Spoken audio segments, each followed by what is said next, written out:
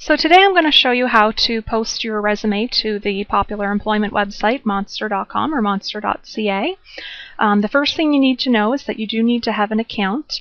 I already have my account and I'm logged into it. As you can see, it has Hi Robin right here. It is free to create one and very simple.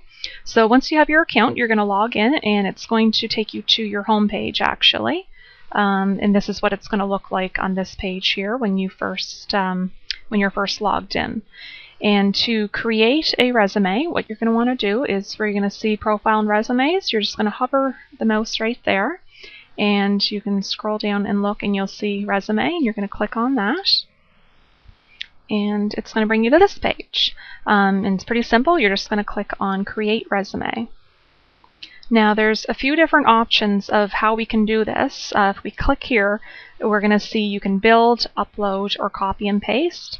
Today we're going to show you how to upload a resume, one that you already have created. And I do want to mention too that it's important to consider if you're posting your resume online that you probably won't want to put your personal information like your phone number and your home address. You don't really want to have that information out there for everyone to see, and employers will certainly understand if you just have your name, your email address, and perhaps your city and province instead.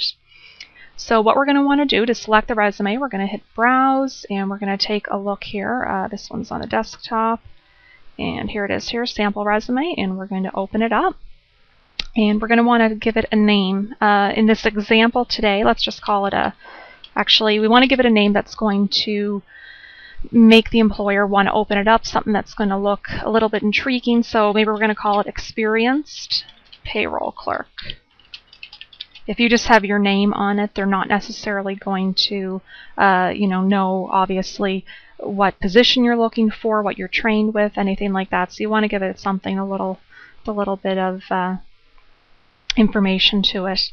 And the desired job title, we're going to want to get a payroll clerk, and you'll notice as you start typing it gives you different examples that possibly you may be deciding to choose, and there it is there, so we'll just click it. And we definitely want to keep this box checked because we want to make this resume public, this way the employers can find it. And we're going to click on Create, and it's going to bring us to this page here.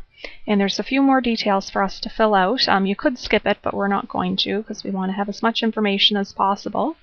As you can see, there is some required information here, and this is already filled out. The desired job title we want is a payroll clerk. Current career level, it does give you different choices. We're going to stick with experienced. Current education level, there's a lot of choices. We'll just stick with college diploma for our example.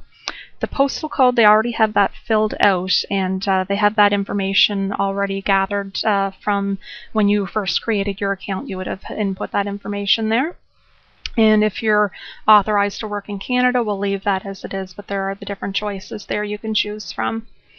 Now there is optional information, and let's take a look and maybe we'll fill this out too. So your most recent job title, let's say again it was a payroll clerk. And we'll click there. And the most recent employer, we're just going to use a fictional company, so maybe ABC company. And then you can see as I'm typing it gives you different choices, the same way it does for job titles. Desired job type.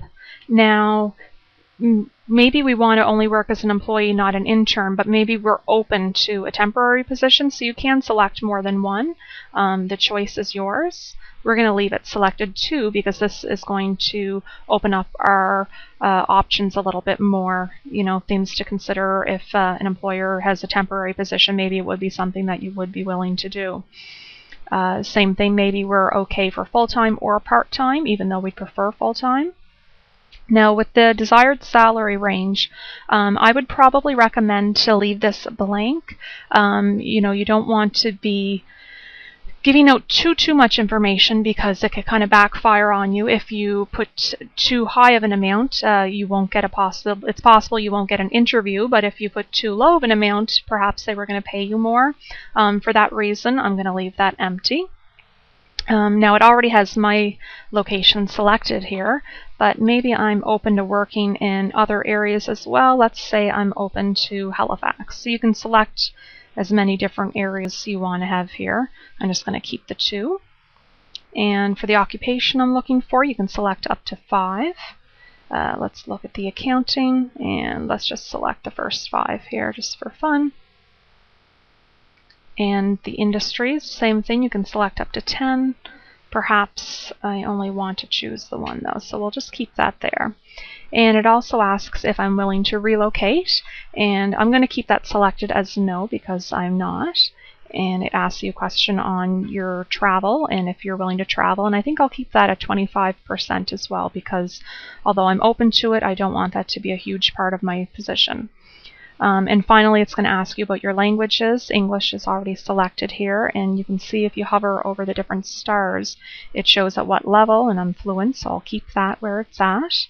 And French I also speak, but you see there's a whole lot of other languages here, but my French is only a beginner to intermediate. I think I'll keep it as a beginner. And then finally, when are you available to start? Now, it gives you different choices, but if your availability date doesn't fall within one of these choices, you can click down here on this date and actually fill in the specific date. I think I'm going to keep this to within 1 month, and then finally we're just going to save it. And as you can see, it says our resume has been saved. That means that it's posted. Employers will be able to view it. And it brings it already. It gives us recommended jobs. It's going to show us some payroll positions in Dartmouth, Nova Scotia, right outside of Halifax. Halifax, Stellarton. So posting your resume to Monster is definitely a great way for trying to find employment.